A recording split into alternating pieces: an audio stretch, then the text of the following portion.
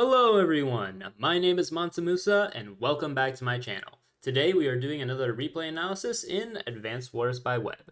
The point of this replay analysis today is based on a conversation I had with Random Ways a few days ago in a global league game we were playing. In this game, we talked about how in high-level standard play, games really aren't about tactics anymore. It's not about trapping units or building a strong unit count composition or trying to eliminate your opponent's anti-air so your battlecopters can have free reign.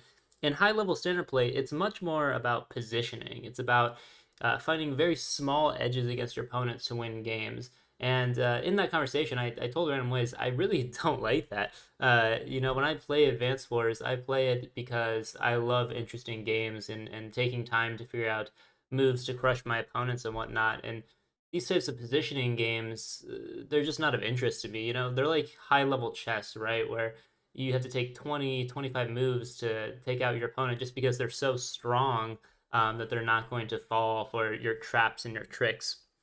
But back at the 1200 level range where I'm at, those tactics can still work. And without spoiling anything else, let's hop into this replay, MansaMusa versus GHST on Page Avenue.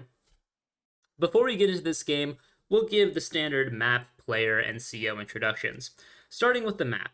This game was played on Page Avenue, which is a map that just recently was removed from the map pool. And to be honest, I see why, because this map kind of stinks for a few different reasons.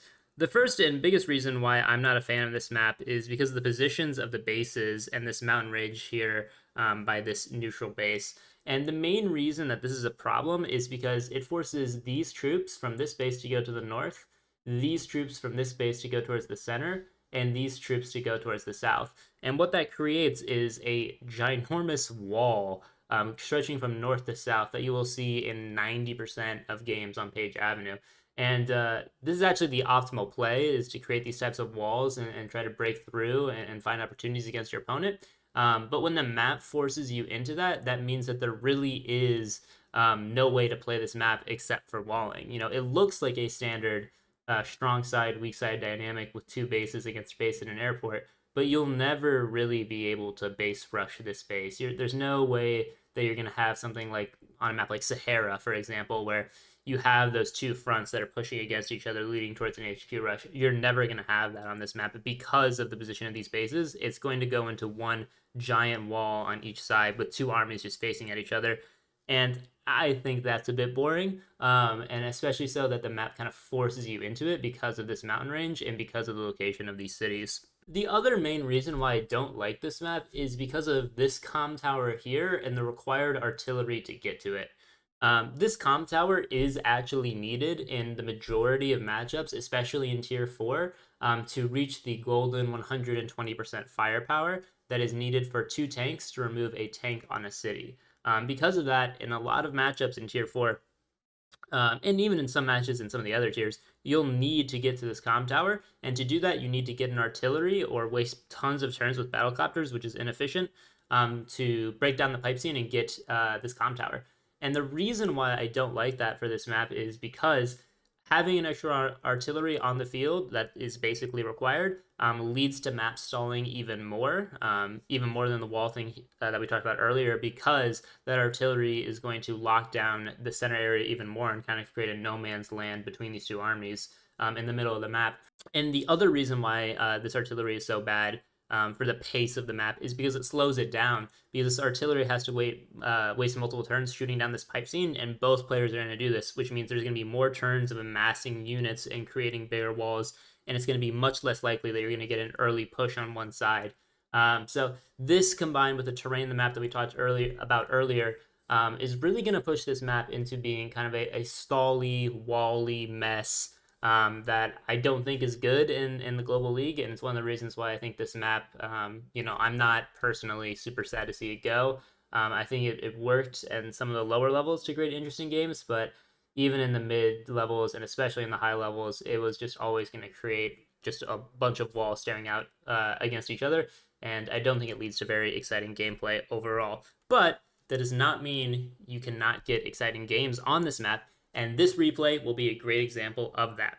In order for this type of exciting game to happen, both players have to kind of agree to a fight and really get in there with each other to stop the walling scenario that I talked about earlier, and both myself and my opponent went for it, which, while maybe not optimal gameplay, I will admit, turned this map from what it can be, kind of a snooze fest, to an exciting race. Speaking of my opponent, I am facing GHST this game.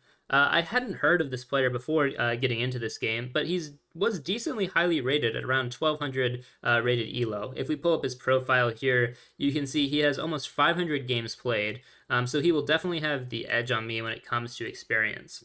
With map and player introductions out of the way, let's lastly talk about the CO matchup. Adder versus Jess. I haven't really gone into CO stats in my previous replays, but it was suggested to me that I should. So here's a quick breakdown of both COs. Adder is a tier 4 CO who has no day-to-day powers, and while this definitely hinders him, his advantage is that his powers are the cheapest in the game, with his normal power costing just 2 stars, or 18,000 funds at base, and his superpower costing a total of 5 stars, or 54,000 funds. These powers grant Adder +1 movement and +2 movement, respectively, in addition to a +10 attack and defense bonus that all COs get when they pop their powers. This CO set definitely doesn't make Adder great. It's why he's in tier 4, right? The bottom tier of all COs. But when compared to other COs in his tier, this is actually very strong. And the quick powers that give extra movement and the attack defense bonuses mean that Adder can often get an advantage earlier, making him more of an aggressive CO than some of the others in the tier. In addition, unlike other movement bonuses on certain COs, Adder's bonuses also apply to his infantry, and this is actually a huge boon for Adder. This allows Adder to get some impressive infantry plays early in games, getting to contested cities first and interrupting cities that were seemingly safe before Adder's turn. Moving to Jess. Jess is also a tier 4 CO whose day-to-day power is that her land vehicles gain 10% more attack, but all other units, including her air units and her infantry, lose 10% attack power. Her CO power costs 3 stars and gives her vehicles +1 movement and +10 additional firepower.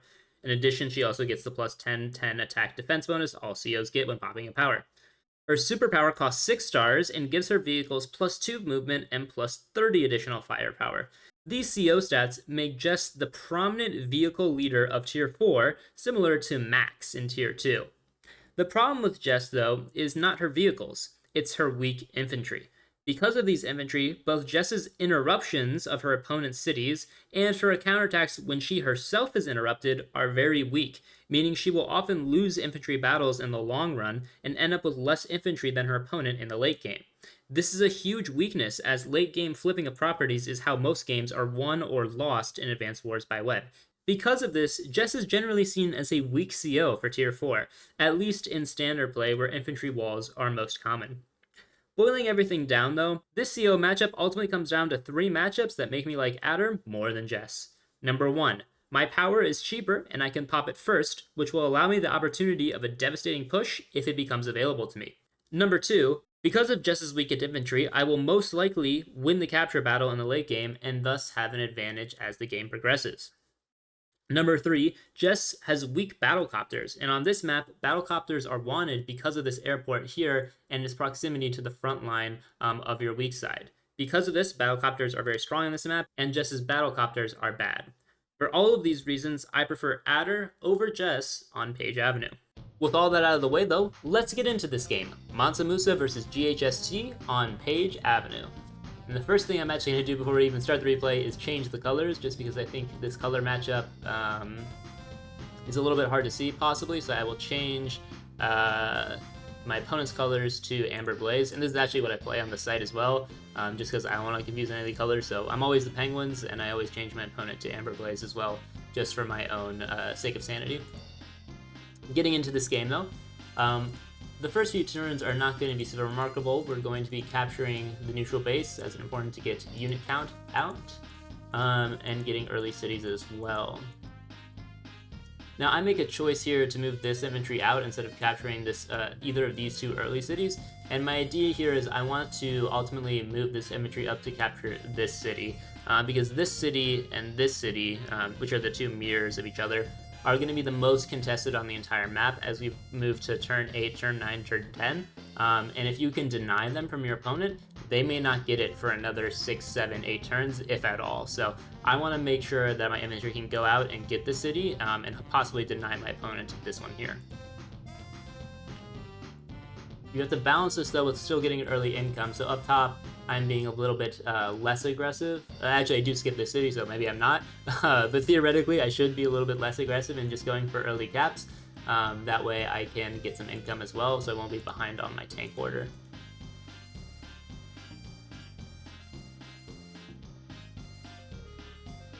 We progress further, nothing much interesting happening on these 2 turns. Again, just focusing on the capture game.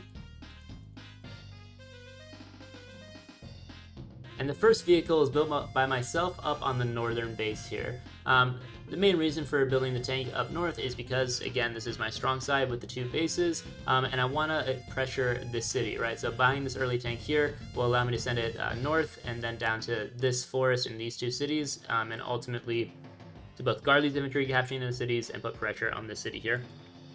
And you see this infantry, like I said, is moved in position where I could actually capture any of these 3 cities. This is the only one that would really not make any sense at all. I'm going to lose that in the mid to late game if I go for the city, but ultimately I'm targeting this city to my north. He puts his infantry there to possibly interrupt my city cap if I were to go for that. I was never going to, but still smart by him. As well, he's just trying to get those cities himself, so he's moving the infantry out. And we keep on going, and he builds a tank on his north side as well to respond. This is generally an advantage for me as I'm dictating where the battle is occurring. It's going to happen on my strong side, his weak side. This is a general advantage for me, especially because Jess's battlecopters are weak, so if I get him to make battlecopters to fight off my tanks, that is going to be a win for me. We roll into day 6 for myself. I bring out my tank to start guarding these infantry caps, and again, I start this cap on this northern city. Not much else happens for me on this turn, and we roll into my opponent's turn. He brings his tank out to potentially try to interrupt a capture on this city, but my tank's guarding it, so it's more just a defensive play, and he gets aggressive with this infantry on this turn, threatening this city, but these threats are not really real, mainly because my infantry will be coming out in range to interrupt anything he does, and like I said, his infantry are weakened, so if they try to make these caps, I can interrupt with a much greater strength than a normal CO because I'm facing Jess. He builds a second tank up top to respond to my second tank. This is exactly what I want. Everything's happening on my strong side, and we continue on. I get in space to defend my cities and build a tank into the south. The main reason for this tank is because, well, I really don't want to interrupt this capture of the city, so I have this infantry actually to interrupt if he were to capture this city, and also to protect this city if he tried to surround it with these infantry coming up. He can't do that this turn, but possibly on a later turn, and also just because he has more infantry than me in this space, so getting a tank out to protect is good. My opponent gets some more captures, brings his tank to the center. Like I said, this is ultimately going to devolve into a Wally game. We're just going to have to wait till get to it. He centralizes the infantry around his HQ and builds an artillery, again, for this pipe seam and the comm tower like we talked about earlier. I go ahead and go for this capture. Now, he can interrupt it with his infantry, but I have tanks around to make it a little bit less likely he's going to do that. He does have a tank advantage over me because I chose to build a tank in the south. So this is actually kind of an interesting moment. If he goes for it, I may not be able to protect in the long term, but in the very long term, 5-6 turns down the road, I do have 2 bases, so I will overwhelm him. But there is a bit of a window here if he wanted to interrupt. I don't think he ultimately goes for this, though.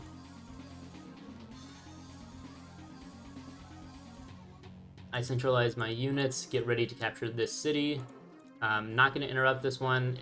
Again, it doesn't super make sense to do so. He's going to get it eventually. It would just be throwing away an infantry. So I back up to the mountain. My opponent's turn rolls in. He gets his artillery in position to knock down the pipe seam. And he starts capturing this city. This city, mirrored of this city, is not super contested, so there's not really a point of getting an infantry there to interrupt. but like I said, this one will be the target for me to shut down the entire game, and he appears to be targeting this city, which I disagree with, mainly because it's so close to my base and my airport. I'm going to get the city in the long run. He can't defend that one as easily as... Well, he can defend that one, but not nearly as easily as I can defend this city from being captured.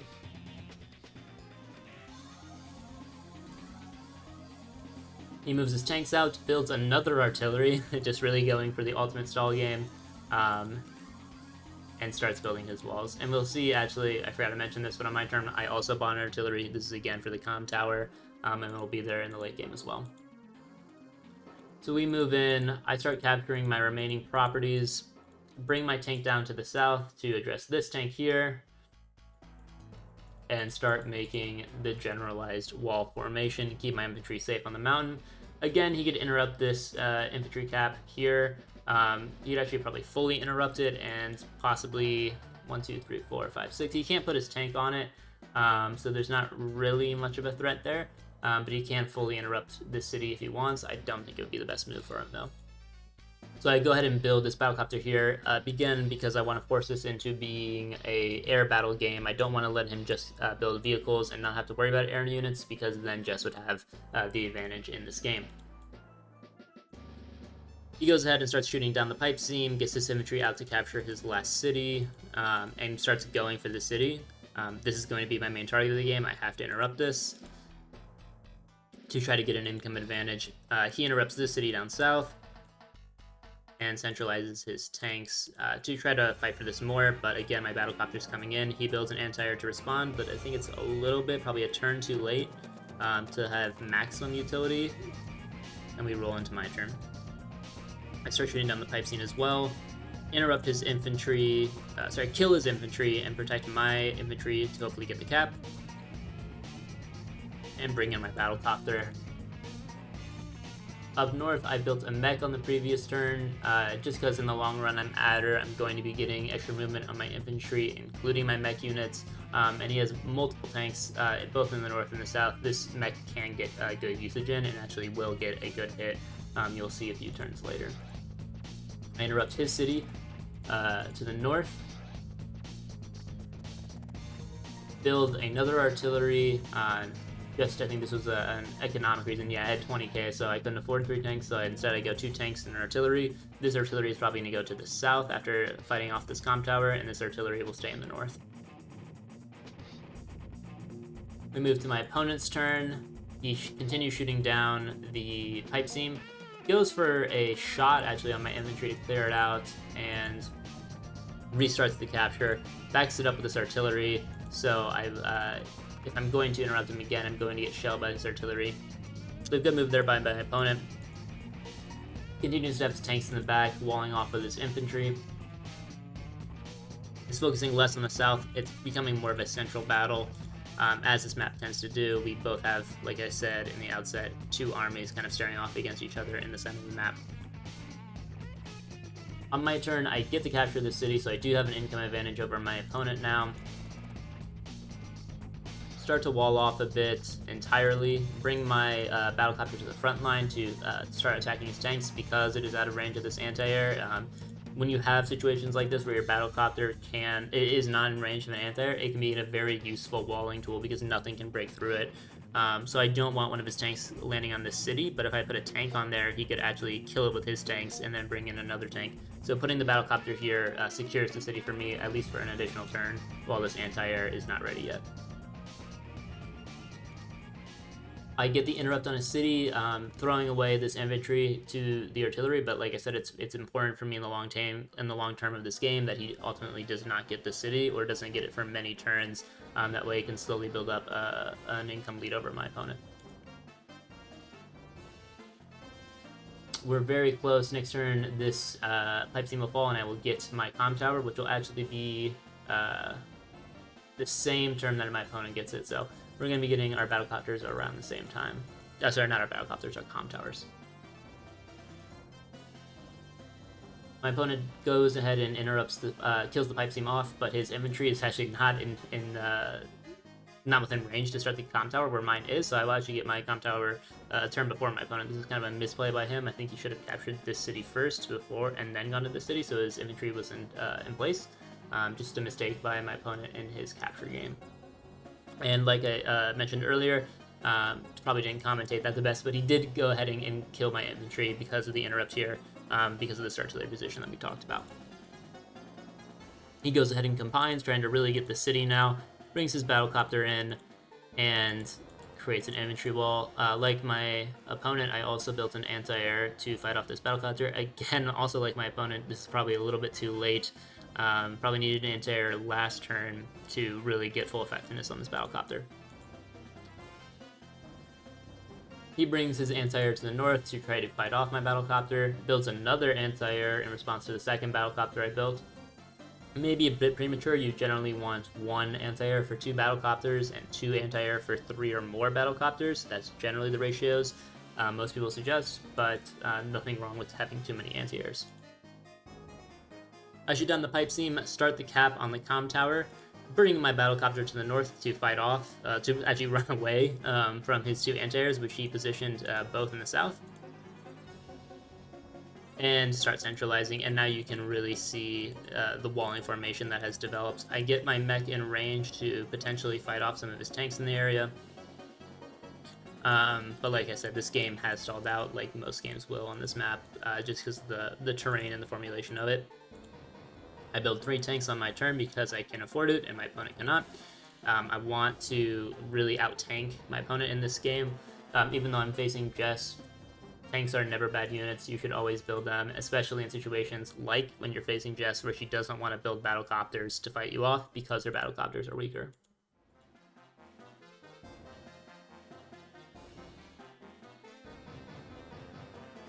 Rolling into my opponent's turn here. Don't think much of interest will happen here. He gets a free hit on my black boat.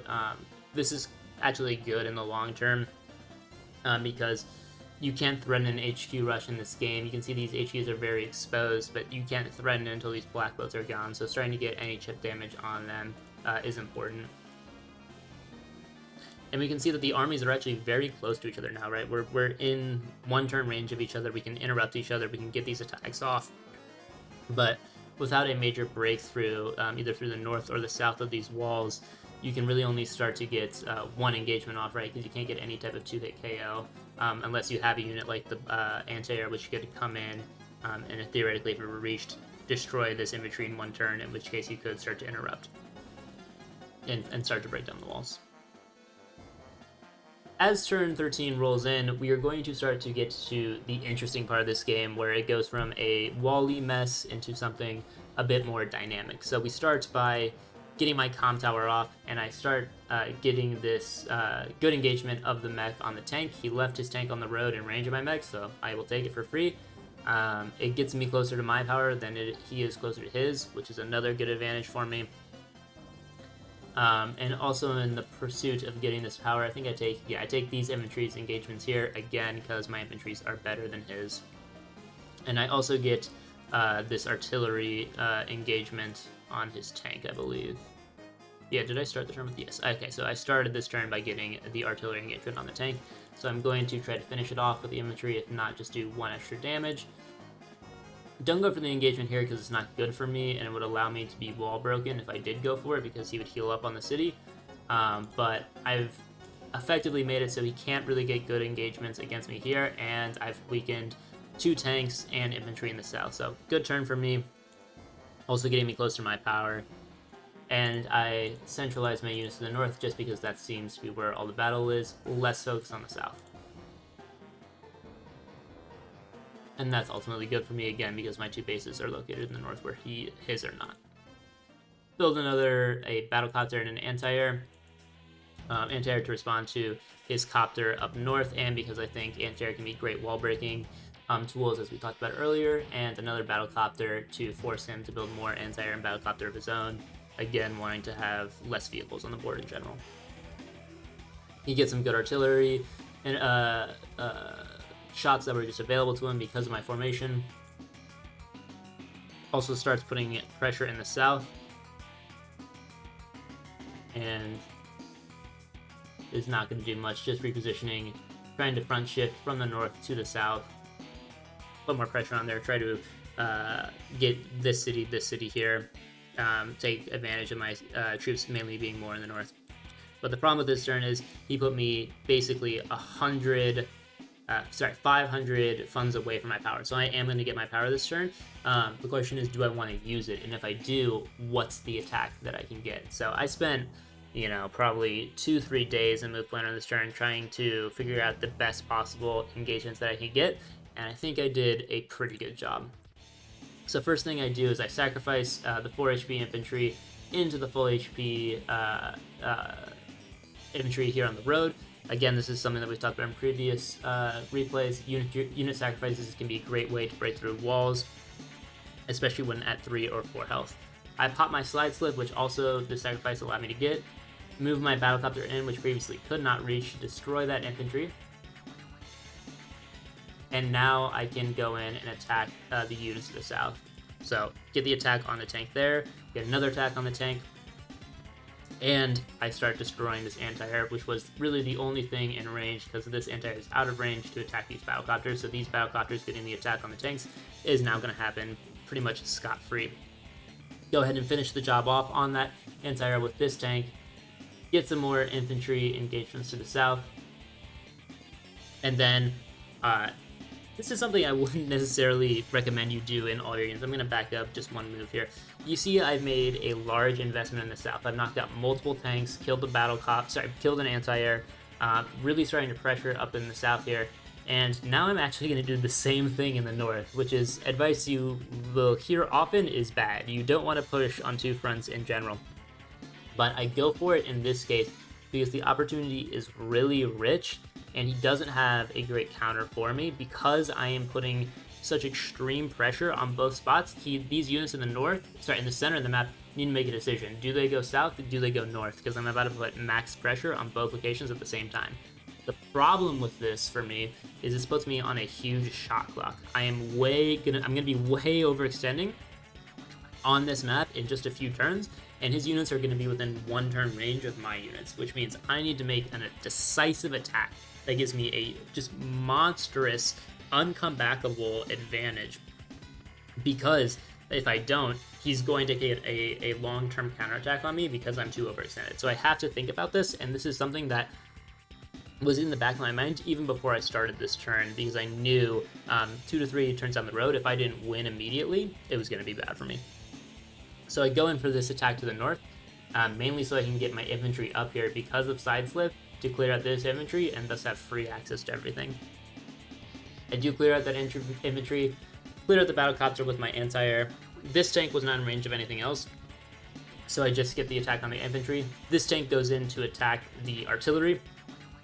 Now I could have attacked the anti-air, which has threats on my battlecopter, but I choose to assault the artillery because I can't really get many good wall breaks through to the south or further in here, so I'm just going to get these last few engagements, and the artillery are the threats in the long run, right? Because they're going to shell my units, and then his remaining units that he does have could break through those weakened units. So the artillery are the biggest focus to get down right now. I keep on going with my attack, bring my anti-air in for his battlecopters that he has. Get the attack here on this infantry. Again, I think this is just another walling tool to protect my tanks down here in the south. Go ahead and finish it off. Yes, this is the other main purpose of this. I'm bringing in my artillery as well to protect this tile right here. So if he does go in and try to attack either this infantry or this tank, this artillery is going to protect, and clearing out this infantry and not attacking with this infantry, but just placing it here allows me the space to have my artillery on the city to protect. Bring another tank into that area. Again, you can see even when I'm attacking, I'm still walling, because if I leave him space on this map, because of how dynamic it is, he'll have good counterattacking opportunities. So even when I'm going in like this, I'm still walling with all of my units. Bring in my artillery here, just put more pressure on any counterattack you could possibly have, and build 2 tanks and an anti-air down in the south. Anti-air in case either his copters move down to attack these tanks, or to finally get out these infantry and attack this artillery, which is going to be kind of a Problem for me in the long run because it is so protected by these black boat on the HQ. The terrain of this area makes artillery very good. We roll into my opponent's turn, GHST's turn, and we can see he is at a massive disadvantage after this turn. He does have a superpower, but he is 60k down on unit value. He does have his city now. He did get the income lead, but I'm threatening to take it back with this infantry, and he's 4 units down on the unit count. So he does go ahead and pops his superpower. And he starts going in with what he has left of his artillery. Takes out my anti-air, does severe damage to this tank, wipes out the anti-air now, clears the way for his city, clears the way for his anti-air to come in and kill my battlecopter. My artillery is now open as well for this tank. He goes ahead and heals his artillery, does go in and get that attack on the artillery. Kills my infantry with his battlecopter. And then what does he do down the south? He wipes out one-shots, actually, my tank with his artillery. Just things on superpower. Gets some good infantry engagements because of the power. Clears the way for the city. I think this may have been a roll, so good for him to get it. And he gets the attack on the city, on my tank there from the city as well. Clears it out. And ultimately has a pretty successful counterattack, right? Unit value is much more aligned now. But I still do have a slight advantage in that regard. But overall, a pretty successful counterattack on the superpower. And like I said, I'm still overextended in this area, so if I'm going to go for this, I really need to have a powerful turn on my next turn here. So I go in, get a few more engagements to the north. I think I am going to slightly pull back on this turn, or maybe not actually. Go in and kill this anti-air on the city. What was my purpose there? Let's see. Get some more engagements to the north. Wipe out the tank on the city. What am I going to put on that city?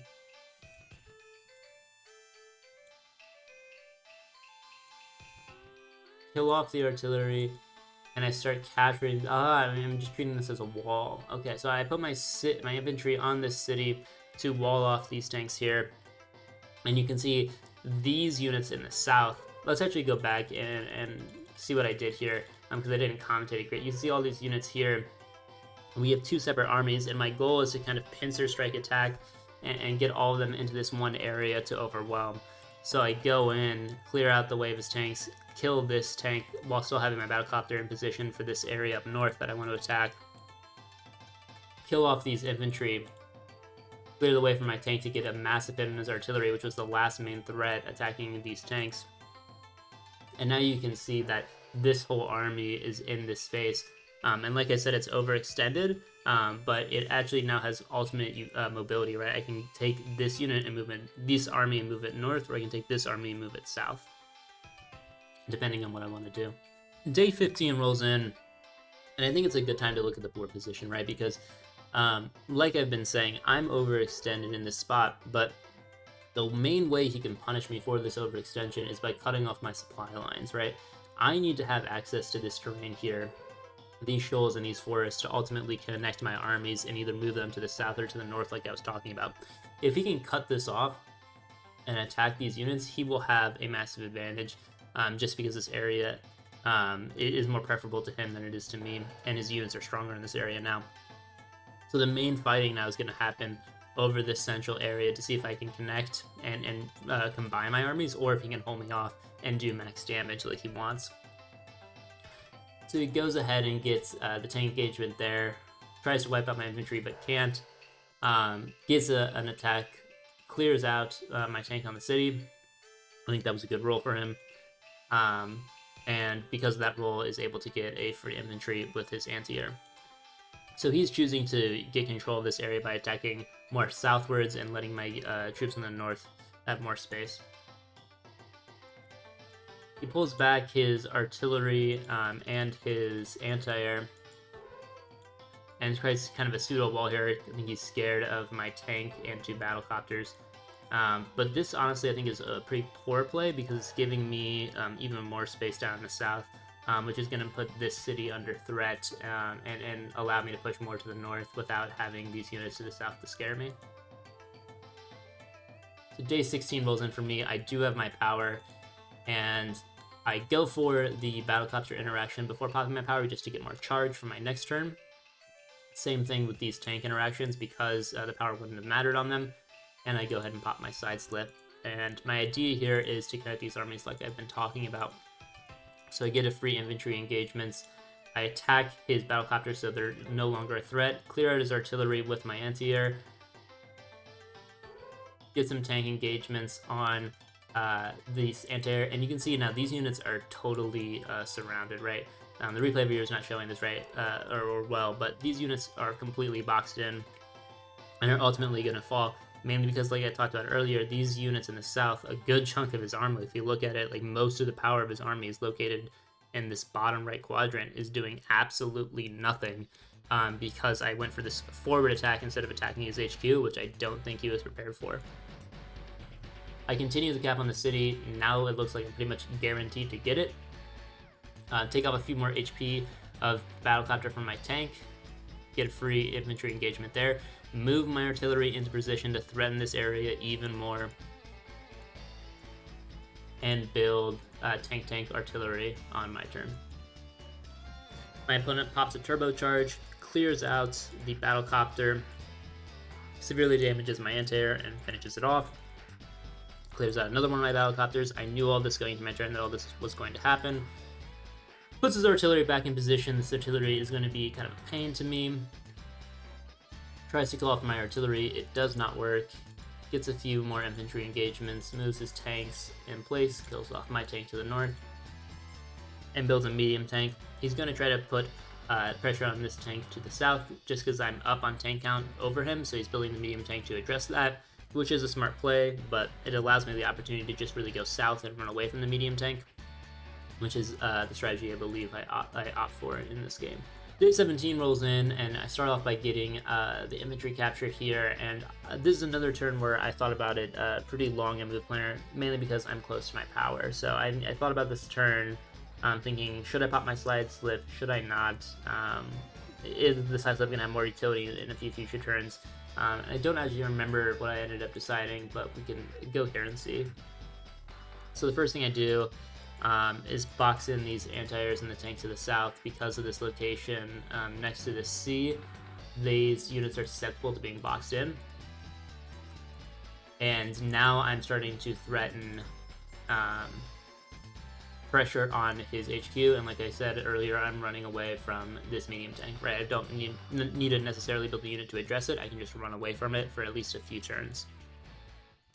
That's what I go for. I wipe out his infantry with my 4 HP, I wipe out his 1 HP battlecopter with my 4 HP infantry, and I'm positioning my units for a large attack down south on his remaining units here, and I'm doing that again with my builds, right? So tank, battlecopter in the south, just infantry up north, and I think I'm going to build, another infantry up north as well. So I'm ignoring the north. He's going to have it with his medium tank, but this game is going to start actually devolving into an HQ rush, right? So I have all these units here pointing at his HQ, including 2 artillery on the way, and he has his medium tank that's going to do severe damage to my black boat on the HQ, and I really only have infantry, a lone anti-air, and a lone tank in the area that could possibly come up to threaten his units. My opponent's turn rolls in.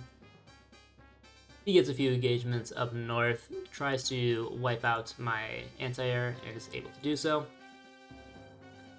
You can see that this area, though, is still very advantageous for me, right? He has 3 anti-air to my 1 billion tanks in the area. That's going to work out well for me on my next turn. So this is just evidence of a poor build order choice by my opponent to be in this type of situation, especially having his medium tank so far away. I think the medium tank maybe was better served here, where it could have either gone north or south, depending on the actions that I take. He starts moving his medium tank to the south. Again, I think he's trying to position towards an HQ rush, and builds another medium tank in the south like I was talking about. Now this is in good position to protect these anti-air. I know it says it's out of range now, but he's on the range of his power soon, so I may be able to get a few hits off on these anti-air, but not necessarily go in for a huge attack. My turn rolls in, and I believe this is the turn I'm going to pop Side Slip on. I go in, kill off one of his anti-air, kill off two of his anti-air, and damage the third with my tank. So fully going in, protecting each other by creating this huge wall. Block the city for him for good terrain, and I start positioning my artillery here to start whittling down his black boat on HQ. Again, going for an HQ cap with these two infantry as my main capturing tools. I bring in my tank and my battlecopter to further these goals, and I pass my turn and realize I don't need to pass to pop my side slip this turn. I save it for the next turn where I think he can really put in some work. My opponent pops his turbocharge, brings his medium tank in here. This was actually a huge roll. So I think this was around a 50% chance, 40-50% chance to kill this tank. And if he did, this tank could come in and pretty much wipe out either this tank or this tank. But because this tank stands, the wall is going to stand even further. So a lucky roll for me, but it was not guaranteed on his end either. He goes for that free kill instead, and basically it's this tank, right? Instead of getting this tank a hit on any of these tanks, it just has to settle for an attack on the infantry unit. This 3 HP infantry sacrifices itself onto the 9 HP. This is a really strong move. It stops this infantry from being able to capture his HQ immediately if I were to go for it this turn. So I agree with that sacrifice, but this infantry is still there, so it's not foolproof yet. Now, this is where the mistakes start to happen for my opponent. He moves all of these units back defensively because of all the pressure I have here, and this is just too weak, too slow. He's not protecting his HQ with his artillery, with really any of his tanks, and he's giving me the position to cut him off in all of these tiles. And that's ultimately what I'm going to go for. So I pop my side slip, and then I start a series of attacks on this black boat on the HQ, and I think I had probably a 5, maybe 10% chance to wipe out this black boat, which would allow this infantry on power to cap and immediately win the game. That does not happen. Gonna get some tank engagements off to the north. I don't know why I move so radically in this game, starting one idea and then going to another. But yeah, going off that tank, putting this anti-air here, which is actually a huge annoyance to him because there's no way he can cut through that with his power not ready. This tank will do 8-9 HP of damage, but not a full 10 HP. So this anti-air is being a huge blocker, which is great for me because this anti-air is pretty much useless because he doesn't have any battlecopters. So it's a good use of a blocking tool. Bring my tanks in, and like I said, now I'm going for this all-out attack on the black boat, and I whittle it down to 1 HP, so I was very close to getting the full cap off and winning the game, but it's basically dead. I move the weakened infantry into wall, and I move this infantry back to be incredibly safe and go for the HQ cap. And if we look at the positioning here, this is brutal, right? My opponent does not have a power, so he can't get through this anti-air here. Sorry, he can't get through the battlecopter here with this anti-air, and these tanks are all walling each other off, so he has to go all the way around to here to get any progress through this line. The final killer move is moving the artillery right here. This is I'll say it, this is a gangster move for this artillery. This artillery is the top dollar, best position it could possibly be. It's guarding this spot here, which you'll have to clear through the 1 HP tank if he's going to get any progress, and it guards this spot here against any attack on the anti-air or battlecopter that he would need to get through. In addition to all of this, it's having one last attack that it could have on the HQ if I need to use this artillery in any form of offensive application. And additionally, one more great thing about this artillery position is it's on a city, so even if it takes a tank hit, it'll still be protected. So this is a really gangster play for this artillery. I'm really proud of it. I also did the calculations up north. It's going to take two more turns for this medium tank to shoot down this black boat, where it'll only take me 1 more turn. I buy a neo tank just in case to clear any infantry that could possibly cap, but I'm liking my odds already. With all this position and the realization that I'm going to capture this HQ on the next turn, my opponent resigns the game. And I do actually think that this resign is a bit premature. I went through the move planner, and there was ways he could at least have a tank or an infantry unit right here. I could most likely clear that off without any problems and wall effectively enough to start the cap. But I think at least make me think, right? Go through the motions of actually doing that turn. He decides it's not worth the exercise and just goes ahead and resigns the game. Mainly, again, because I think he can't stop this, and this attack up north is not going to happen fast enough, especially with my Neo tank coming in to fully interrupt everything. Overall, I think this game is a great example of how tactics are not dead in standard level, at least in the 1200 range, right? This map normally devolves into a wally mess like we saw on turn 10, turn 11, turn 12. And because of my powers, because of the matchup of Adder versus Jess, I was able to get a large attack through. I was able to get the army up north fully around, doing a U-turn around this area to come to the south, bringing the artillery to threaten an HQ rush, and effectively wall off his units that he mistakenly drew back to defend his HQ, and ultimately win the game. For everyone watching the video, please go ahead and subscribe and like the video, get in the comments, and let me know what y'all think. Is Page Avenue a good map or not? What has been your experience in standard play with tactics versus positioning? And do you think high-level standard play is boring? Till next time, I am MansaMusa. Thank you for watching the video, and remember, it's advanced wars, not advanced walls. Bye, guys.